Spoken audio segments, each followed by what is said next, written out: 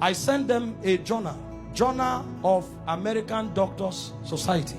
They did an investigation on the physical death of Jesus, and the conclusions they came out with. These are not Christians, these are scholars. They decided to study the physical death of Jesus. What they came up with, I only came with the pictures to show you, to give you an idea.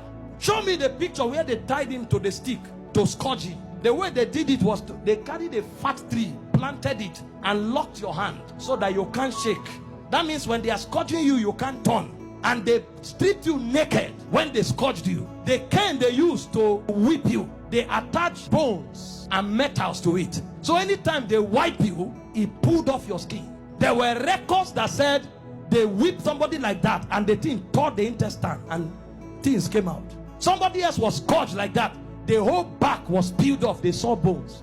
That's how the thing enters. They whip you and tear your skin. So every time they wipe you, if they pull it, your skin comes out. So that when they finish beating you, because of the volume of fluid you will lose, you will die of taste. If you don't die of heart failure.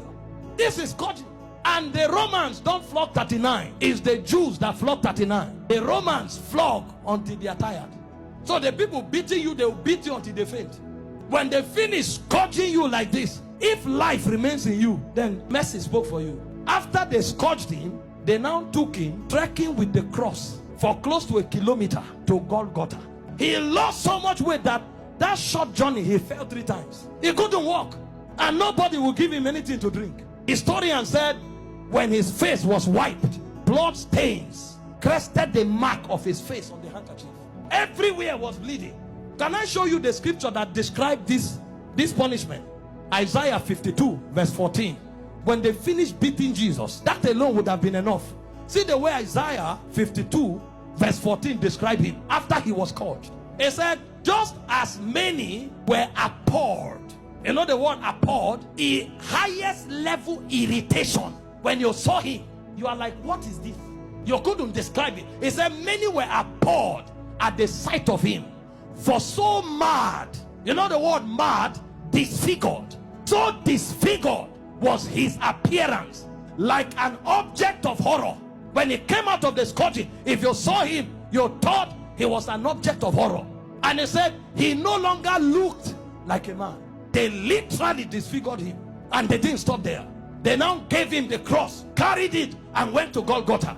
Then they began crucifixion. In crucifixion, they nail you at your wrist, because the idea was for you to hang there until you suffocate.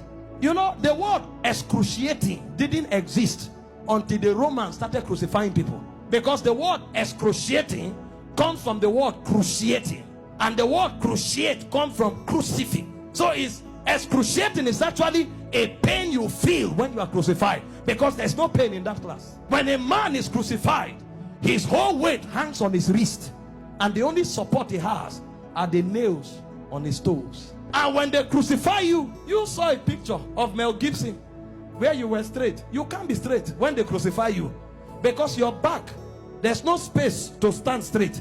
You have to turn sideways to hang, because this is how you hang. Your weight actually hangs on your wrist.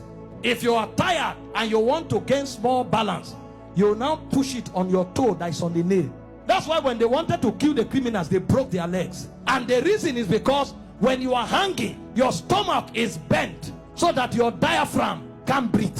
Air can't enter. So Jesus was there for 6 hours. You know what that means? For 6 hours, every time he breathed, he had to pull himself up. So he pulled himself on a nail up to breathe for 6 hours. He will pull up, breathe, go back, pull up for 6 hours. Remember, his back is already torn. So as he's pulling up, he's feeling pains on the wrist, his back is scrubbing on the cross, and his leg is feeling pain.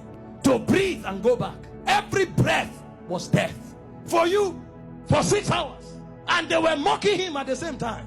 So there was soulish torture, there was physical torture. As if that's not enough, he carried sin on him. So God was not connected to him at the time. God had to turn away.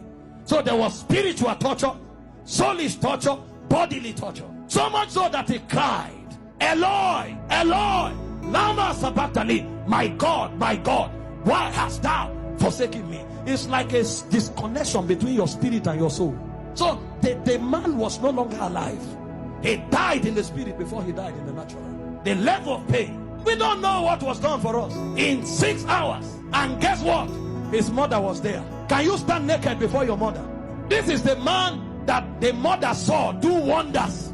How come? Imagine when he looked at their faces. See what you'll be interpreting. Some are saying, why? How come? Why can't you do anything today?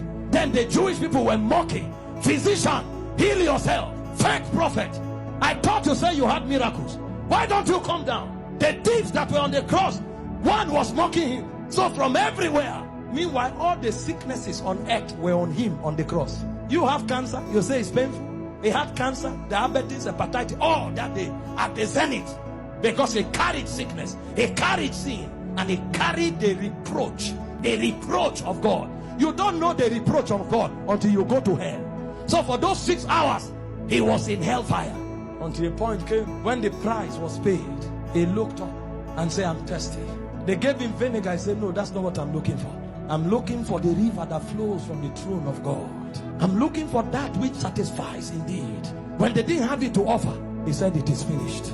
And he said, Father, unto you I commit my spirit. I commit. Because they couldn't kill him. They couldn't kill. No, you don't kill him. This commandment I've received from my Father. I have the power to lay down my life and to take it up. So he felt all those pains, keeping his life inside him.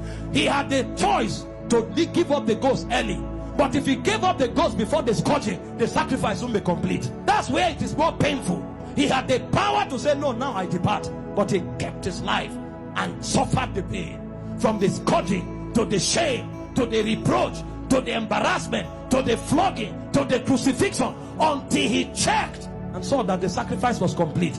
Because he had the choice of letting you go to hell, or of keeping you while he stays in hell. He chose to stay in hell.